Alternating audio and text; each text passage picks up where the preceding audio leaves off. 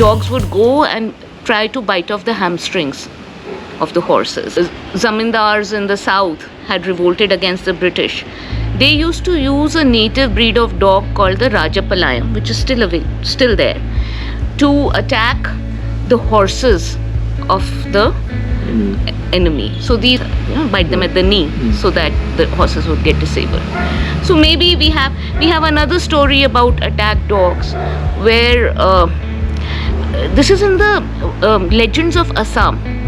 So when the Mughals had attacked the Assamese during the reign of Aurangzeb, we have a story that the Assamese drew back because they said the Mughals actually, Raja Ram Singh of Amer had unleashed dogs on them who came and dragged off people and all of that, and they just got very scared of these monster dogs. So we have some that attack dogs were even being used by the Mughal armies. So these dogs were there, and it is recorded that when the Persians invaded Greece in 480 BC with Xerxes and all, Herodotus has described the Indian troops, who said they were wearing white cotton clothes and they had bamboo shields and long cane arrows, but Indian dogs also accompanied Greece. What is the number of Xerxes' whole force? No one, however, can say what the exact number of cooking men and concubines and eunuchs was, nor one can determine the number of beasts of draught and burden, and the Indian dogs which accompanied the host. So many of them were there. It is accordingly not surprising to me that some of the streams of water ran dry. I do, however, wonder how there were provisions sufficient for so many tens of thousands. From Book 7 of Herodotus. So we can say that the Indian dogs invaded Greece before Alexander invaded India. Oh.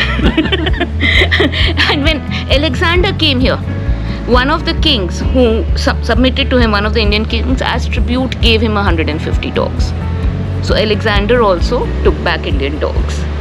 India has its own native breeds of dogs. And in ancient times, Indian dogs were extremely prized for their fighting qualities.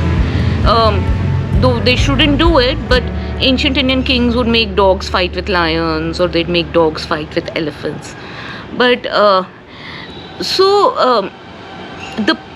oldest empire, the first empire, was Persia, and it was more or less founded by Cyrus in the 6th century BC. And Cyrus and then his successor Darius, they conquered the western side of the Indus. So they actually ruled over Takshila and many parts, Sindhu region and all. They ruled over India. And as part of any empire, the Indians had to contribute troops and money and all of that to the center. And one thing that the Persians were sure of taking were Indian dogs. So the Persian king in his capital used to keep hundreds of dogs, and I think he'd allocated 4 villages to their upkeep. And these dogs were not just guard dogs or show dogs. They were actually battle dogs. So these dogs